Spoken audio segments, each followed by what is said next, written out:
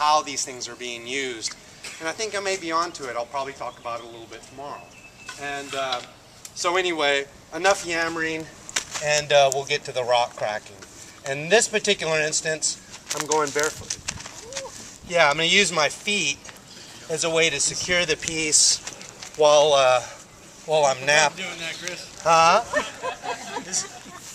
His indirect technique is really cool. The downside of it is, but different ways of takes time. Yeah, I'm just going to go into it. The copper bopper is similar in nature to a soft hammer. It's just made out of copper, a little bit easier to use, and a little bit easier to acquire the materials and make. So I just go to Lowe's and get all the supplies I need to make one of these. So I'm good to go. Okay. So let's see here.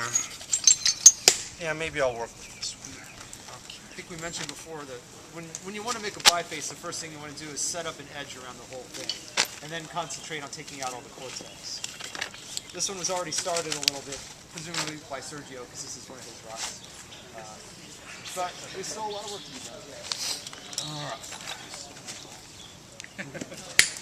All right, so I'm not going to just start wailing away on this thing. Since I want a thin biface, I'm going to target specific areas that I want to remove. I'm going to target little areas of convexity. And so like right here, I'm seeing this spot right here. It's kind of a little convex area. And maybe if I come in from the side and create a platform, then I can place my punch or drift, which is, you know, that little antler segment on there, place it right on that platform, and then transfer the energy through that little piece of antler. And that's the whole essence of indirect, right? Transferring the energy through an intermediary piece. And so let's see if it works. And we found these. We're pretty sure they're using this technique. There are some points, like very concave base, fulsome points, and other things that there's no way you can strike that thing directly, you know, or you would break the little tangs off. So they have to have some little thing that to put in there. Anyway, so let's just see if this works. So what I'm going to do is I'm going to hold the biface with my foot. And so indirect percussion that way. Oh, did you do that? Yeah, but I didn't use a foot technique. I just held it in place. Yeah. So here I'm holding it in place. I'm going to kind of orient. Okay. So there's the mass I want to take off. It's at a little bit of an oblique angle, so I'll angle my punch accordingly.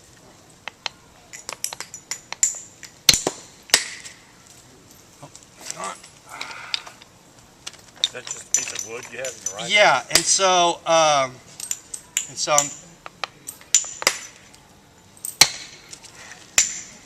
there we go. So, and this is kind of interesting where I knocked the flake off here, and I've only had this biface for a few weeks. Already the surface is starting to patinate.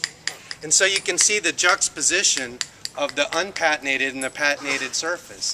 So, you know, it's interesting. You see that in archaeological sites where you'll find artifacts that are patinated and then they've been reworked and some of the patination removed, and a lot of times that's an indication of recycling. In this case, now I'm just carrying it around and it patinated in my bag. Hey Chris, can you just like briefly, like what is patination? Yeah, Dr. Lassen, you want to address that? Patination is just a weathered surface, and it causes discolorations, and it might be a change of silica content by a little bit. It's just it usually will occur like if a piece of turd has been exposed to the outside air and the sunlight and all that for a long time. Then you'll find like that glass, you know, that really colorful outer, almost like mother of pearl outside of a glass we get. That's patination, but the same thing. It's chemical or physical weathering that affects the way that light reflects back off the surface, and it can give it kind of a white look sometimes. But sometimes in the case of gold, it turns orange. But that's because of the groundwater. Yeah. If it's been buried close to the groundwater is very iron rich. And so it'll take like this like blue-gray material and turn it orange because it's kind of like it has almost a rusted sort of surface. So would it fall under the term oxidation, or is that different? It probably would, but I'm not 100% certain on that. Because when you do heat treatment, it also causes an oxidation process in the material. That turns it kind of a slightly more reddish color. There have been theories that something exposed over time, that the thickness of the development of patination might give some indication of how old a piece is. Those haven't proven very productive in things that way, and I know from excavating a lithic production site, there's 80 centimeters of just flakes in Belize. We were out there for about 8 weeks, and they were just flakes. You can see where the patination is being removed, and that's where the flakes are that are coming across. It's got a step fracture right there. I'm going to try to come back over and take off that step. Whereas the side that was still embedded in the sidewall was just the regular color of the chert. So it doesn't have to take that long, but you can get like really thick sort of eggshell patinations on it too that do develop for longer periods of time. It's a relative indicator of age. In the 90s, Charles Frederick did a study at Fort Hood that's published in the Fort Hood series about chert patination. And I think basically came up with, we can't reliably use it as, you know, like obsidian hydration or something like that. It's a relative indicator of age, but, you know, depending on soil chemistry and other variables, that it can happen really quickly or it can be, you know. Is there a way to determine age, like carbon dating or anything like that? Well, there's nothing organic, you know, to date on it, and but some kind of like geophysical technique. Yeah, like Oldowan, you're studying the bed that it's in, so that's usually potassium argon or argon dating because it's so old. And then with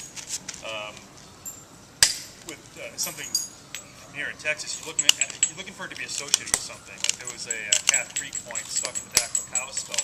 You can't date the point, there's no carbon in that, but you can date the skull. Right. So you want it to be associated with maybe found in a hearth feature or embedded like in an animal or something you can date. And so, you know, and this is one of the things that I'm really kind of stoked about, is to, you know, being able to bounce this across a lot of different, you know, lithicists, you know, and unlike in 2 years ago, it was just me, and it was pretty rough, you know, but we had a good time, you know. Liz, if you remember, you've been to all of these things, I mean, you know, and but, you know, I think by bringing in, you know, a broader range of experience, you know, it's interesting to hear everyone's take on this. And then tomorrow we'll get, well, you've got your opera glasses and your opera dogs and opera beer. You can dog the good husband all you want, but we'll have the good Dr. Kilby to sub in for Barrett. He brings in another kind of line of experience. Yeah. And you know, you're talking about bringing all the different brains in, but I'm sitting here looking at the different tools he's using over here to do his work, and look, there's whole different stuff going on here. And well, ask about the tools. So no, it's all amazing. It's all different. Yeah, and I like Judy's point here. Myself, and I think Sergio and I both. Robert's using a technique where he's using very traditional methods, but synthetic materials. Yeah. So for those of you who want to get into flint knapping yourselves, well, you don't always have ready access, you know, to good antler. And so in that particular case, what kind of synthetic materials can you use to substitute in when you're running short on these kinds of things? You know, Sergio and I are so as experimental archaeologists, what we're trying to do is model our toolkits based on the stuff that we're seeing in the archaeological record. You know, and so when I'm finding, you know, these kinds of antler tools and they're dinged on the ends and they have splintering damage, but they're rounded on this end, you know, I may have an idea of how I think they're being used, so I'm going to replicate them, use them in a lot of various ways, and then compare and contrast the kinds of wear that I see that accumulates on my experimental tools to the real archaeological assemblages, and that way I can do hypothesis testing. It's the whole essence of experimental archaeology. And so like this would be a good example of a punch like from the Cressmont site. This would be a really good example of a replicated direct percussion soft hammer billet from some of the sites in the Lower Pecos, particularly Fate Bell Shelter. This is like a ringer for what I've seen out of Fate Bell. These antler tines, these are very common at any number of archaeological sites for pressure flaking. I mean, if you need to do pressure flaking, that's pretty much what you're going to do with it. But kind of like what Dr. Lassen was saying earlier, then you get into these kinds of things where we're seeing very clear technological indications of things, but we're not seeing, right? And in the case of Sergio's work with bell andice, you know, we're finding these very specific kinds of notching flakes, but we're really not seeing the tools that are being used to make them. Would that be correct, Sergio? Right. Yeah, but it's really clear how they're being made, and through experimental archaeology, you know, we've got a handle on it, but we're just not seeing damn tools, you know. And but the archaeological record is fickle, you know, but this gives us another line of evidence through which to interpret, you know, and so we can kind of make inferences, but